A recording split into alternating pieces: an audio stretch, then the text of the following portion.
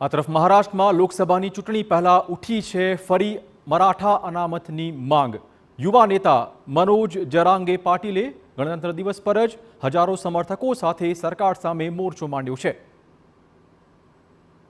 મહારાષ્ટ્રમાં ફરી વખત મરાઠા અનામત મુદ્દે મોટા પાયે શરૂ થવાનું છે આંદોલન અને આ આંદોલનની કમાન જેના હાથમાં છે તે છે મનોજ જરાંગે પાટીલ। મરાઠા અનામત આંદોલનનો સૌથી મોટો અને મુખ્ય ચહેરો। મરાઠાઓને અનામત મુદ્દે સરકારે આપેલું અલ્ટિમેટમ પૂર્ણ થતાં જ મનોજ જરાંગે ફરી તેમના હજારો સમર્થકો સાથે મુંબઈ પહોંચ્યા હતા।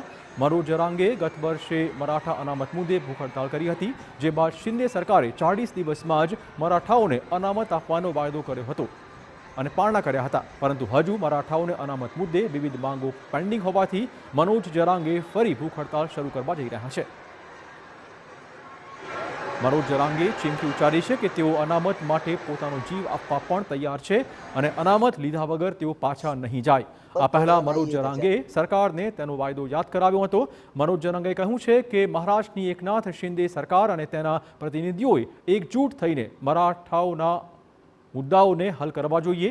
બીજી બાજુ શિંદે સરકારે મરાઠા સમુદાયને આંદોલન ન કરવાની અપીલ સાથે સરકાર તેમની માંગો પૂર્ણ કરવા કટિબદ્ધ હોવાનું પણ કહ્યું છે।